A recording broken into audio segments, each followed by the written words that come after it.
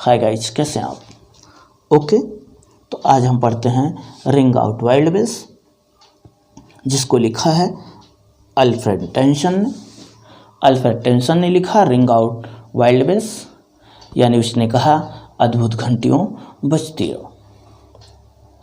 तो उसने कहा अद्भुत घंटियों बजो या बजती रहो।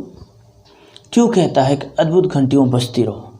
देखो, एबी चर्च के पास उसका घर रहता है और उस चर्च में रात में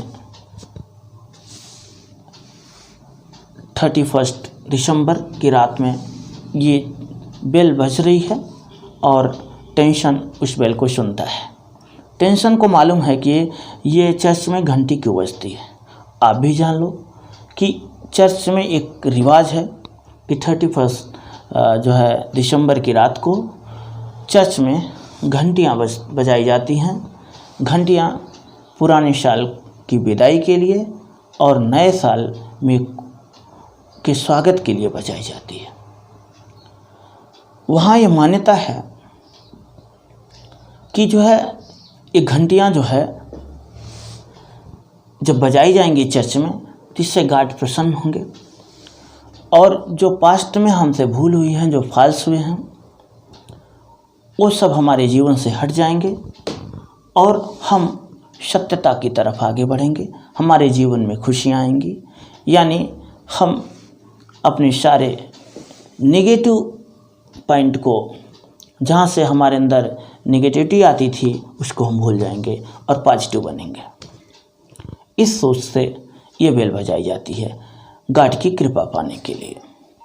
तो टेंशन जानता रहता है, तो जब घंटियाँ बजती हैं, लोग उसको सुनते हैं, तो लोग अपने लिए और समाज के लिए, ये ह्यूमैनिटी के लिए लोग दुआ मांगते हैं, दुआ करते हैं और हम एक पॉजिटिव सोच के साथ न्यू ईयर का स्वागत करते हैं। तो सेम उसी प्रकार से टेंशन भी न्यू ईयर का स्वागत करता है। वह कहता है कि ring out wild bells to the wild sky. यहाँ वाइल्ड बेल्स एक तो होता है, देखो बेल्स के साथ वाइल्ड इसने जो लगाया है, वह कहता है वाइल्ड बेल्स अद्भुत घंटियाँ। अद्भुत घंटियाँ वो चीज़ हैं जिसमें एक अद्भुत शक्ति, यानी जो हमारी नेगेटिविटी को ख़त्म करने वाली शक्ति होती है, ये वहाँ की मान्यता है। इसलिए जो घंटियाँ हैं उनको अद्भुत घंटियाँ कहती हैं। वह अद्भुत घंटियाँ कहता है कि ये अद्भुत घंटियाँ हैं क्योंकि ये हमारे समाज की, हमारे देश की अथवा इसके सुनने वालों की निगेटिविटी को ख़त्म कर देती है और हमें सत्यता की तरफ ले जाती है, हमारे फॉल्स को ख़त्म कर देती हैं। इसलिए अद्भुत घंटियाँ हैं। तो कहता है कि रिंग आउट वाइल्ड बेल्स, वो अद्भुत घंटियों तुम बजो, बजती रहो to the wild sky. Wild sky means तूफानी आकाश में, तूफानी आकाश में वो अद्भुत घंटियों तुम बजो, बजती रहो। The flying cloud, the Frosty light. वह कहता है आकाश में क्या हो रहे हैं? बादल क्या हो रहे हैं? फ्लाइंग कर रहे हैं, उड़ रहे हैं। द फ्रॉस्टी लाइट, और चांदनी रात है, क्योंकि आप जब सेलिब्रेट करते हैं, आपको खुद ही मालूम है कि उस समय ठंडी पड़ती है बहुत ज़्यादा। तो विदेशों में बहुत अधिक बर्फ़ भी पड़ती है, हमारे भी देश में भी कई जगह बर्फ़ पड़ती है, लेकिन जहाँ यहाँ बात टेंशन की है तो वहाँ काफ़ी ठंड पड़ती है। तो चांदनी रात में एक ठंड फील करता है, तो कहता है कि आकाश में बादल उड़ रहे हैं और काफ़ी ठंड भरी रात है और ये वाइल्ड स्काई है। और इस वाइल्ड स्काई में इन परिस्थितियों में भी वो अद्भुत घंटियों तुम बजना बंद मत करो, तुम बजती रहो। The year is dying in the night. और ये तूफ़ानी स्काई क्यों है? क्योंकि आज एक अजीब सी घटना घटने वाली है। वह अजीब सी घटना क्या है? वह अजीब सी घटना ये है कि आज कोई जाने वाला है। वो कौन जाने वाला है? वो कहता है ये पुराना साल ये जाने वाला है। आज का जो ईयर है 31 तक जो था, तो वो ईयर जाने वाला है और न्यू ईयर आने वाला है। तो जब और जो जाने वाला है, जिसके साथ इतनी दिन तक रहे हैं, तो एक अजीब सा जो है मतलब एटमॉस्फेयर हो जाता है, एक अजीब सी लोगों की थिंकिंग हो जाती है। अभी किसी के यहाँ कुछ हो जाए, देखो ना, कोई इंस्पायर कर जाए, कोई आपके करीब बहुत रहा है और जाने लगे, तो एक अजीब सी संवेदना जो हार्ट धक से कर देता है कि अरे कैसे हम रह पाएंगे, जिसके साथ इतने दिन तक रहे हैं, आज वो हमको छोड़ के जाएगा। और ये ऐसी चीज़ जब आपको ये मालूम रहे कि फिर वापस नहीं आएगा, तो वापस आता तो ठीक था, अब आएगा भी नहीं, क्योंकि सबको मालूम है कि ये पास्ट ईयर जो था अब ये पास्ट ईयर बन जाएगा, जो आज का ईयर है वो पास्ट ईयर बन जाएगा, और न्यू ईयर आएगा तो ये फिर अभी नहीं आएगा, कभी ये कभी प्रेजेंट में नहीं आएगा, प्रेजेंट में एक कभी नहीं आ पाएगा। तो अब ऐसी स्थिति में तो एक अजीब सी बात होती है। शायद अगर आपके बीच में कोई ऐसा रहा हो और आपको ऐसा लगे कि अब ये नहीं आएगा, अब इससे मुलाकात नहीं होगी। सपोज आप, वैसे तो ऐसा नहीं कहा जा सकता, टाइमिंग होता है कब किससे मुलाकात हो जाए, कुछ कहा नहीं जा सकता। हाँ, एक स्थिति होती है कि कोई इंसान इंस्पायर कर जाए, तब फिर उससे मुलाकात होना संभव नहीं होता। तो उस समय देखो आप कितने तकलीफ होते हैं, उस समय सब कुछ जैसे एकदम अजीब सा लगता है, जैसे आप का जो ब्लड जैसे सूख सा जाता है। अगर आप उसे प्रेम करते हो तो जैसे आपके सारे वाइब्रेशन जो है शांत टाइप के हो जाते हैं, आप काफ़ी तकलीफ में रहते हो, सारा संसार आपको सुना सुना सा लगता है। सेम यही परिस्थिति इसीलिए कहता है कि वाइल्ड स्काई है, जो है मतलब एक दुख भरा बादल सर पे मंडराता है, तो सेम यहाँ उस बात को भी यह कहता है। तो यह कहता है कि पुराना साल आज की रात को पुराना साल जा रहा है, ring out wild bells and let him die, और तब जा रहा है, पर वो जो है अद्भुत घंटियों तुम बजती रहो और इसे जाने दो, इसे रोको मत, पुराने साल को जाने दो। रिंग आउट द ओल्ड, पुराने को जाने दो। रिंग इन द न्यू, नए को आने दो। Ring happy bells cross the snow, इस ठंडी, इस बर्फ से ढकी इस ठंडी वातावरण को, यानी जिसमें हम शिथिल हो चुके हैं, जो कुछ तकलीफ़, जो गलती भूल हमसे हुई है, यानी वह कहता है रिंग हैप्पी बेल्स, इस परिस्थितियों में भी ओ घंटियों तुम बजती रहो।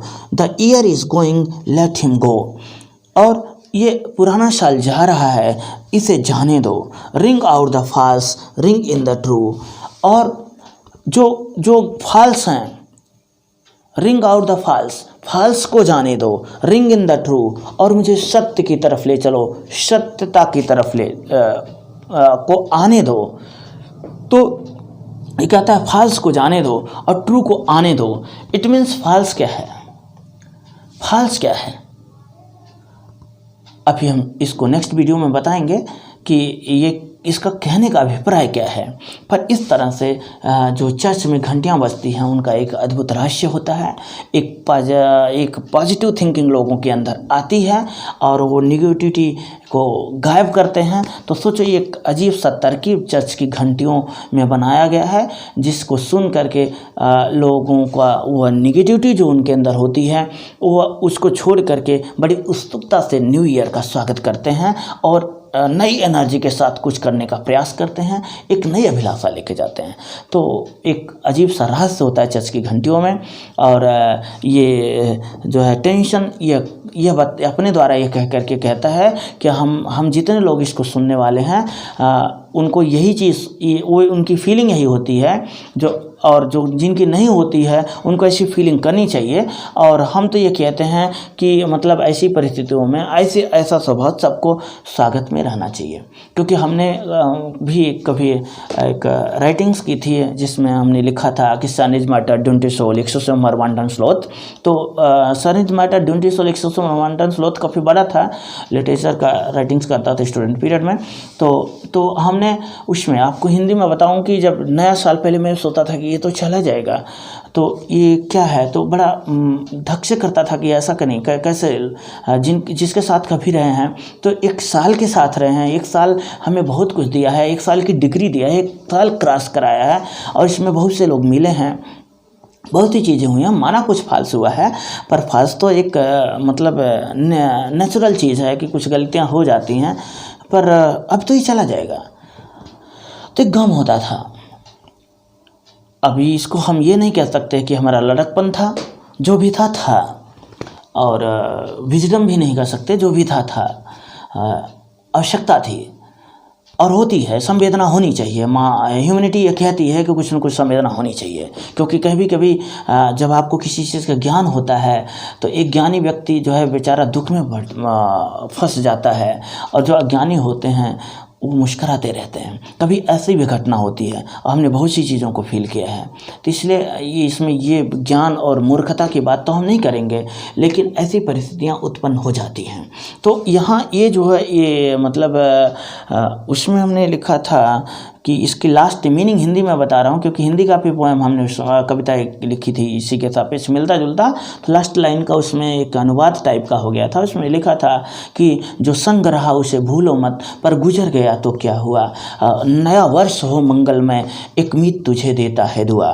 तो एक मतलब क्या होता है कि जो संग रहा उसे भूलो मत, पर गुजर गया तो क्या हुआ। जो अपने बस की बात ही ना हो उसमें आप क्या कर सकते हो। आप अपना 100% करो, ये आपका कर्तव्य है।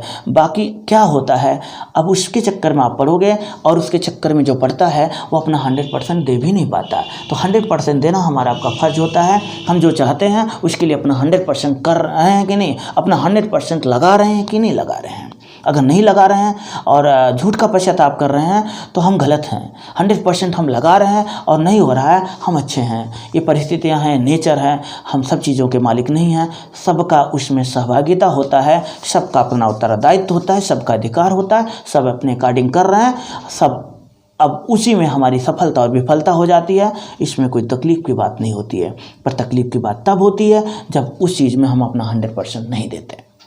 तो ठीक है, आप शायद समझे होंगे। इसी प्रकार से बहुत सी अभिलाषाएँ होती हैं, और नेक्स्ट वीडियो में हम फिर आपसे मिलते हैं। Take care, thank you, bye.